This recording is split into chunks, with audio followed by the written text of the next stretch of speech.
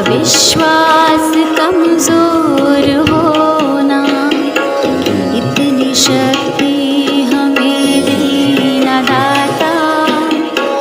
मन का विश्वास कमजोर होना, हम चले नेक रास्ते पे, हमसे भूल कर भी कोई भूल होना, इतनी शक्ति हमें देना दाता।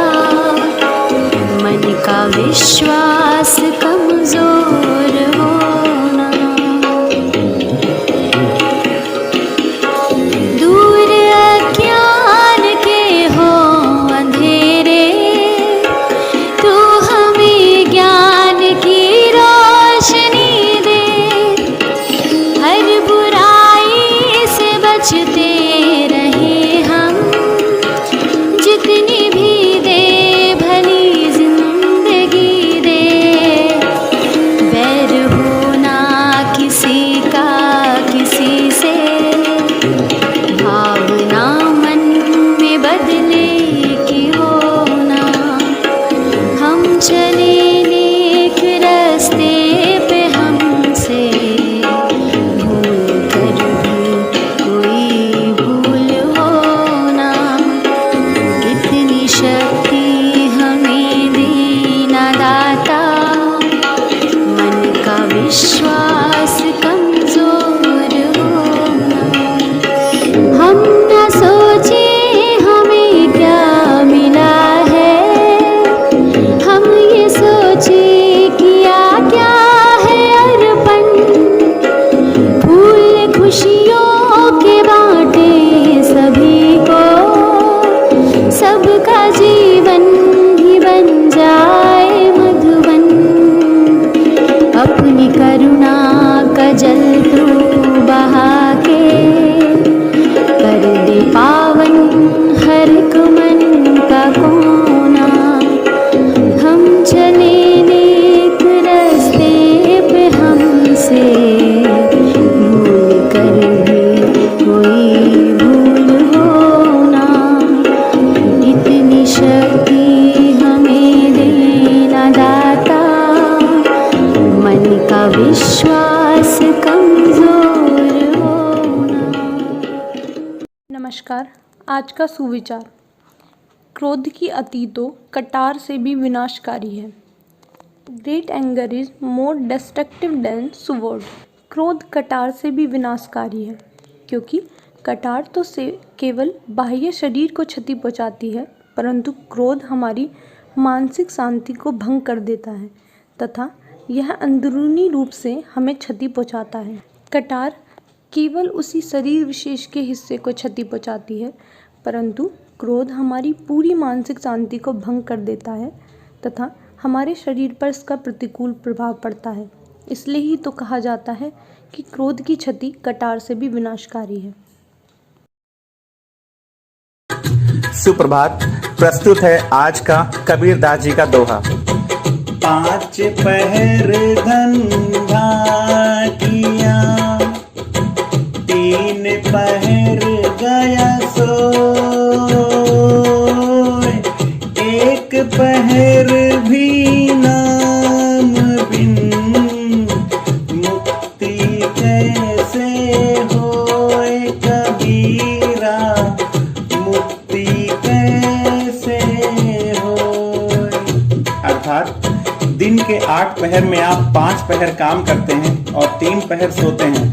अगर ईश्वर को याद करने के लिए आपके पास समय ही नहीं है, तो आपको मोक्ष कैसे मिल सकता है? Good morning everyone. Today's word is kit. K-I-T. Kit. इसका हिंदी अर्थ है किसी विशेष सामग्री को रखने का झोला, साज सामान या उपकरण समूह। आपके विद्यालयों में भी साइंस किट या मैथ्स किट होता है। साइंस किट में साइंस के यूज़ में आने वाले यानी कि विज्ञान के उपकरण होते हैं, जैसे माइक्रोस्कोप है, टेस्ट ट्यूब हैं और भी बहुत सारी चीज़ें हैं। ऐसे ही मैथ्स यानी कि गणित किट में आपके कंपास है, स्केल है और भी चीज़ें हैं। Let's make a sentence with the word kit. Suman keeps her makeup kit in her bag. Suman अपने मेकअप के सामान का झोला यानी किट अपने बैग में रखती है। What do you want from a tool kit? तुम्हें इस टूल बॉक्स के डिब्बे में से यानी कि टूल किट में से क्या चाहिए? धन्यवाद। सवेरे का नमस्कार।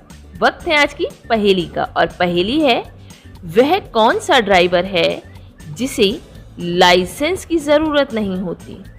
अरे भला ऐसा कौन सा ड्राइवर होगा जो बिना लाइसेंस के चल सकता है? सोचिए, विचार कीजिए। नहीं समझ पा रहे हैं? मैं बताती हूँ। इसका उत्तर है स्क्रू ड्राइवर। स्क्रू ड्राइवर को हिंदी में पेचकस भी कहते हैं। इसका कार्य पेच को कसना या टाइट करना होता है। समझ गए ना कौन सा ड्राइवर है जो बिना लाइसेंस के भी चल सकता है? Screw driver. धन्यवाद। 1831 में आज ही के दिन ब्रिटेन के वैज्ञानिक माइकल फैराडे ने पहली बार इलेक्ट्रॉनिक ट्रांसफार्मर का प्रदर्शन किया। माइकल फैराडे भौतिक विज्ञानी एवं रसायनज्ञ थे। उन्होंने विद्युत धारा के चुंबकीय प्रभाव का आविष्कार किया। 1905 में आज ही के दिन हॉकी के जादूगर मेजर ध्यानचंद का जन्म हुआ। मेजर ध्यानचंद भारतीय फील्ड हॉकी के भूतपूर्व खिलाड़ी एवं कप्तान थे। भारत एवं विश्व हॉकी के सर्वश्रेष्ठ खिलाड़ियों में उनकी गिनती होती है। वे 3 बार ओलंपिक के स्वर्ण पदक जीतने वाली भारतीय हॉकी टीम के सदस्य रहे हैं। धन्यवाद। नमस्कार। आज का विशेष लेकर मैं प्रस्तुत हूँ और आज का विशेष है राष्ट्रीय खेल दिवस। बच्चों, भारत में हर साल 29 अगस्त को हॉकी के महान खिलाड़ी मेजर ध्यानचंद के प्रति सम्मान प्रकट करने के लिए उनकी जयंती के अवसर पर मनाया जाता है। बच्चों, वे दुनिया भर में हॉकी के जादूगर के नाम से प्रसिद्ध हैं। इस दिन को खेलों के क्षेत्र में अपना अहम योगदान देने वाले खिलाड़ियों को भारत के राष्ट्रपति राष्ट्रपति भवन में राष्ट्रीय खेल पुरस्कारों से सम्मानित करते हैं, जिनमें प्रमुख राजीव गांधी खेल रत्न और ध्यानचंद पुरस्कार, द्रोणाचार्य पुरस्कार और इनके अलावा बच्चों अर्जुन पुरस्कार प्रमुख पुरस्कारों में से हैं, जो उन्हें सम्मान स्वरूप दिए जाते हैं। धन्यवाद। आइए अब चलते हैं आज की प्रश्नोत्तरी की ओर। आज की प्रश्नोत्तरी का पहला प्रश्न, विश्व में चांदी का सबसे बड़ा उत्पादक देश कौन सा है? इसका उत्तर है मैक्सिको। प्रश्न 2, क्षेत्रफल के अनुसार विश्व का सबसे छोटा देश कौन सा है? इसका उत्तर है वेटिकन सिटी। यूरोप महाद्वीप में स्थित यह देश दुनिया का सबसे छोटा देश माना जाता है। प्रश्न 3, स्वेज नहर किन 2 महासागरों को जोड़ती है? इसका उत्तर है भूमध्य सागर और लाल सागर। प्रश्न 4, पनामा नहर किन 2 महासागरों को जोड़ती है? इसका उत्तर है प्रशांत महासागर और उत्तरी अटलांटिक महासागर। धन्यवाद। सुप्रभात बच्चों, आज की अच्छी आदत है प्रयास करना। प्यारे बच्चों, हमें पढ़ाई में अगर कोई भी समस्या आती है तो उसका एक बार हल करने का प्रयास अवश्य करना चाहिए। हमें उस समस्या से घबराकर उस समस्या को छोड़ना कभी नहीं है, चाहे पढ़ाई की समस्या हो अथवा अपने जीवन की। यह समस्या हल तभी होंगी जब हम उसे हल करने के लिए प्रयास करेंगे। अगर हमें कुछ भी समझ में नहीं आ रहा तो हम अपने से बड़ों की, अपने गुरुओं की मदद लेकर उस समस्या को हल करने की कोशिश करते हैं, लेकिन उस समस्या को छोड़ते कभी नहीं है। समस्या को छोड़ना तो कायर का काम है, भागना तो कायर का काम है। हम सब बहादुर बच्चे हैं। हमें कोई भी समस्या हल करने के लिए कम से कम एक प्रयास, अगर तब भी हल ना हो तो दूसरा प्रयास, तब भी हो तो तीसरा प्रयास, और ये प्रयास हमें तब तक जारी रखना है जब तक हम उस समस्या से जीत नहीं जाते। तो प्यारे बच्चों, प्रयास करना एक बहुत अच्छी आदत है। आप सब इस आदत को अपने जीवन में अपनाएं और सफलता की सीढ़ियों पर चढ़ें। शुक्रिया बच्चों। सुप्रभात बच्चों, आज मैं आपको एक कहानी सुनाऊंगी जिसका शीर्षक है रेत और चीनी।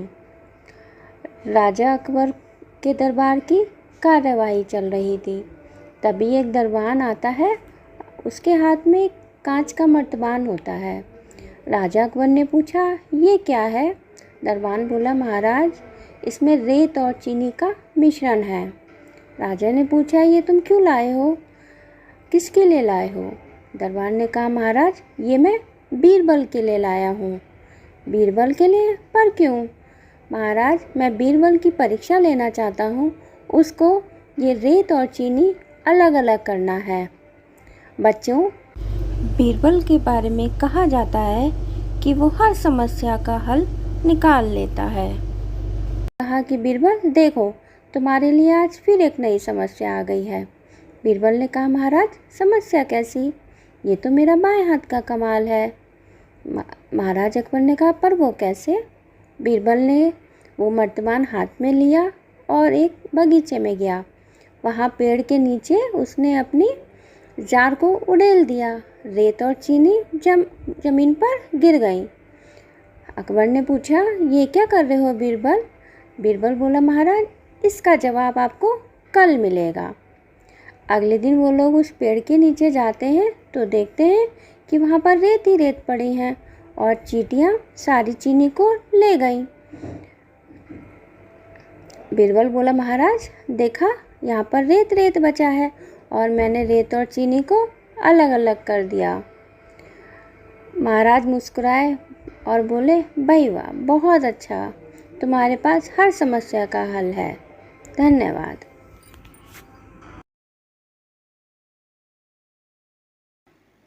सुप्रभात। क्या आप जानते हैं नेशनल स्पोर्ट्स डे 29 अगस्त को ही क्यों मनाया जाता है? अगर नहीं तो आज हम आपको बताने जा रहे हैं नेशनल स्पोर्ट्स डे से जुड़े इतिहास के बारे में। दरअसल नेशनल स्पोर्ट्स डे 29 अगस्त को मनाने के पीछे हॉकी के लीजेंड मेजर ध्यानचंद हैं, जिन्हें हॉकी का जादूगर भी कहा जाता है। मेजर ध्यानचंद का जन्म 29 अगस्त 1905 को उत्तर प्रदेश के इलाहाबाद में हुआ था। मेजर ध्यानचंद विश्व खेल इतिहास के सबसे महान खिलाड़ियों में शुमार हैं। उन्होंने 1928, 1932 और 1936 में हॉकी में 3 ओलंपिक स्वर्ण पदक अर्जित किए हैं। मेजर ध्यानचंद को अपनी गेंद नियंत्रण की कला में महारत हासिल थी। हॉकी के लिए उनमें अद्वितीय क्षमताएं थी। वे अपनी हॉकी स्टिक से खेल के मैदान में जैसे कोई जादू करते थे, इसलिए उन्हें हॉकी का जादूगर कहा जाता था। इसके अलावा उन्हें हॉकी विजार्ड का टाइटल भी दिया गया था। मेजर ध्यानचंद को हॉकी में अपने योगदान के लिए पद्म भूषण से सम्मानित किया गया है, जो कि देश का तीसरा सबसे बड़ा सिविलियन अवार्ड है। राष्ट्रीय खेल दिवस मनाने के पीछे खेल और खेल भावना और खिलाड़ियों को सम्मान देना है। इसके अलावा प्रतिवर्ष खेल दिवस मनाने से लोगों को स्पोर्ट्स के प्रति जागरूक करने का मुख्य काम भी किया जाता है। इस तरह के दिवस युवाओं को मान्यता देते हैं, रोजगार प्रदान करते हैं और विभिन्न खिलाड़ियों के काम की प्रशंसा करते हैं। युवाओं के बीच खेल के प्रति जागरूकता पैदा करते हैं।